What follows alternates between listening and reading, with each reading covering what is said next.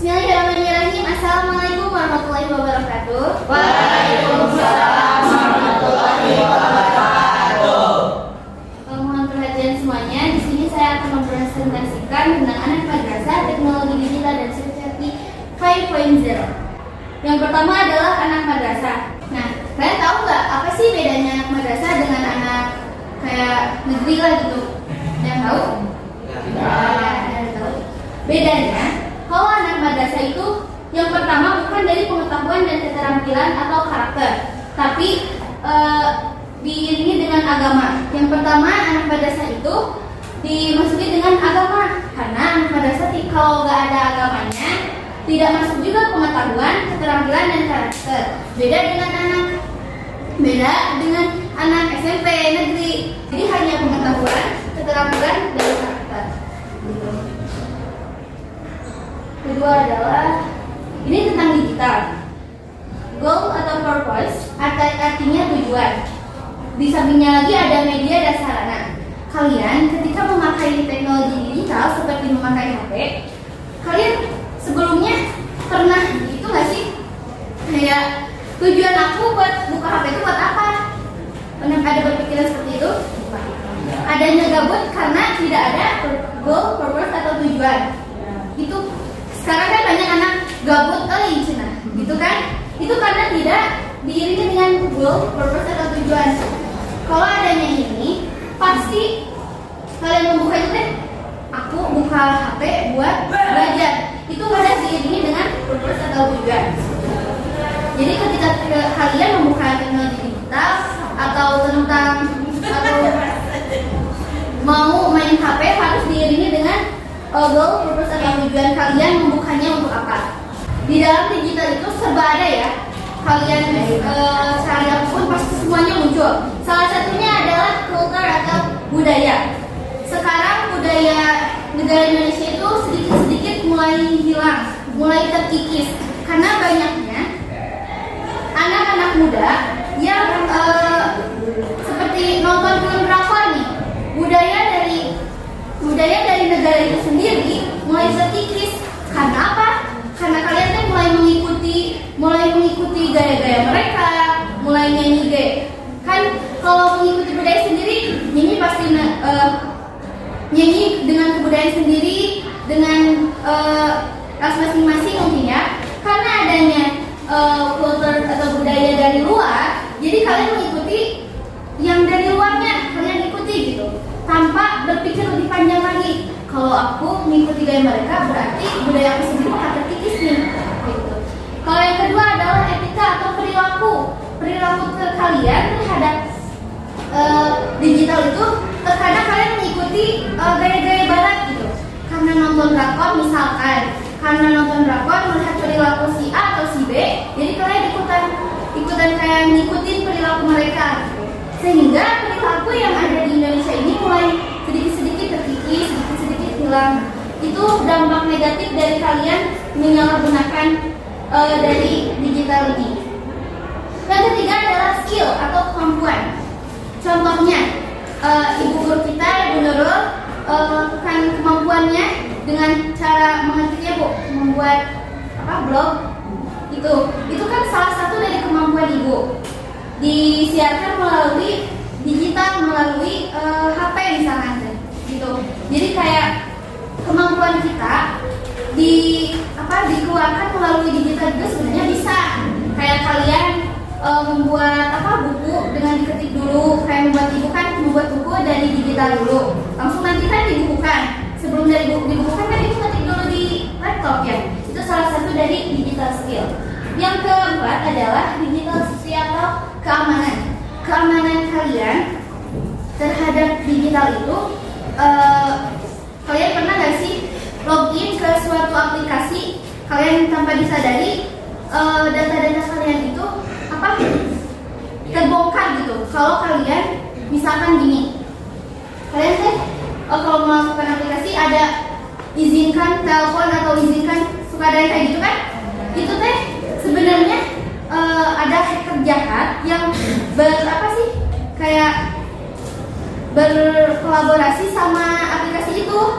Jadi kayak misalkan jadi data-data kalian kebijakan itu diambilan sama aplikasi itu gitu. Kalau kalian sembarangan memakai aplikasi gitu. Kalau nggak ada keperluan nggak usah login lah gitu. Kalau nggak ada bisnis atau keperluan apa nggak usah login gitu.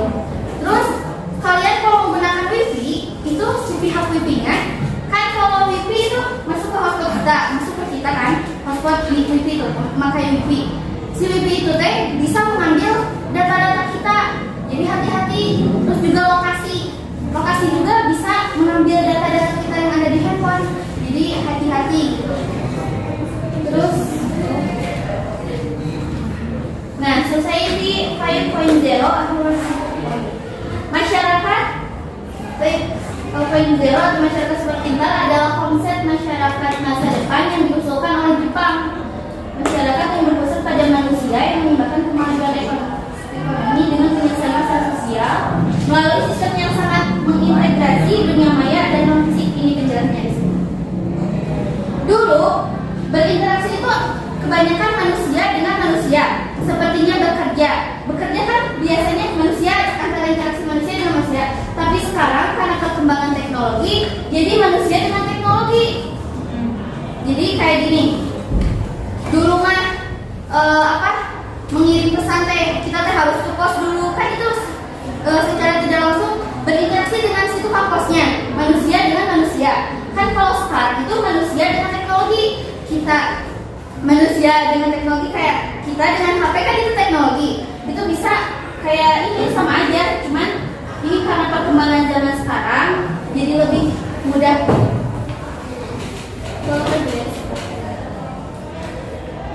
Nah, budaya, sikap, keyakinan, bahasa adat, ritual, perilaku, iman atau agama, makanan, seni, drama atau musik. Ini seperti yang tadi dicontohkan, kita mengikuti budaya-budaya orang lain. Dengan adanya digital kan semuanya kalau di HP itu kita nyari langsung ada tuh semua.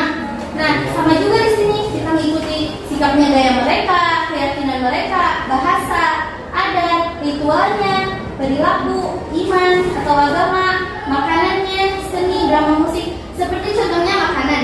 Topoki itu asalnya kan bukan dari kita, tapi diikuti dari kita karena awalnya dari sosial media. Nah, seperti itu.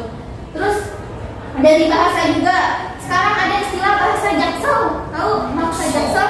Itu asalnya dari mana gitu? Kok tiba-tiba ada bahasa Jaksel? Nah, bahasa memang baik, ada sisi baik dan buruknya dalam bahasa ya. Kita bisa menambah wawasan, pengetahuan, tahu bahasa orang lain, tapi jangan pernah melupakan bahasa kita sendiri. Bahasa orang lain tahu, bahasa kita sendiri nggak tahu. Nah, itu yang salah. Terus adat kita juga kan sedikit-sedikit terkikis tuh. Kan banyak yang mengikuti adat-adat orang luar, sedangkan adat budaya-budaya kita sendiri mana tidak ada yang menonjolkan gitu. Manfaat dan kerugian teknologi digital. Oh iya, ini kan social skill itu kemampuan dalam bersosial ya. Bisa kita dalam kemampuan dalam bersosial itu bisa belajar dari mereka ya. Misalkan dari sini, kita belajar tentang ini. Misalkan kita kenalan sama orang Inggris. Misalkan kita sedikit-sedikit belajar Inggris tanpa harus ke sekolah gitu. Dari HP juga sudah bisa karena terbiasa cetak misalnya sama orang Inggris. Tapi jangan pernah mengkikiskan atau menghilangkan bahasa kita sendiri gitu. Yang kedua adalah menjalin hubungan, menyelesaikan masalah. Yang ketiga adalah kesehatan atau kreativitas ya.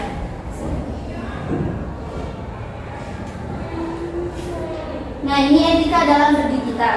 Hak digital, tanggung jawab digital. Respect atau cerminan. Terkadang ada orang yang jahil ya sama kita teh. Jahil misalkan di kelas moto-moto kita dijadiin stiker tanpa ada izin dari seseorangnya, gitu maksudnya teh. Terus dia teh direspek sama orang yang dijailin teh. Dia teh dijailin lagi. Nah, itu sama dengan cerminan ya. Dia gitu ke batu dia dikitukeun gitu ya. Ngerti ya? Tanpa ada sebenarnya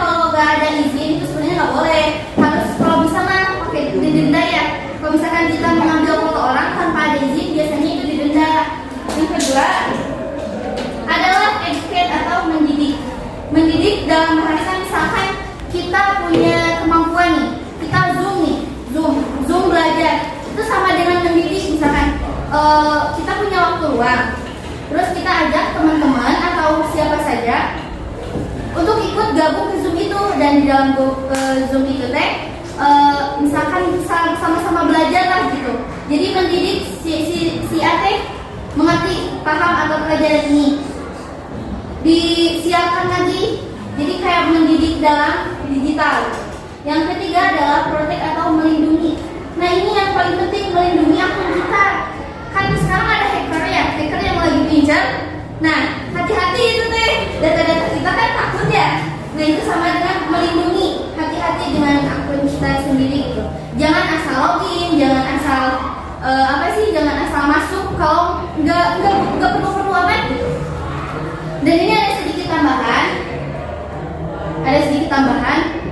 kan suka ada ya teman yang nge-share link kita ke kita, walaupun padahal si link itu teh palsu gitu, bohongan. Kadang ada giveaway gini, selamat ada menangkan itu, jangan dulu percaya. Bisa dilihat dari link itu, kalau dari link itu ada huruf kapital, itu teh link yang bohongan. Yang asli mah link yang semuanya teh nggak semua huruf kapital gitu. Jadi semuanya teh bukan huruf kapital, nggak ada huruf kapital, ada huruf kecil semua gitu. Nah itu yang bisa link aslinya itu bisa dilihat dari situ. Cukup sekian ya presentasi dari saya. Terima kasih. Selesai presentasi dari saya.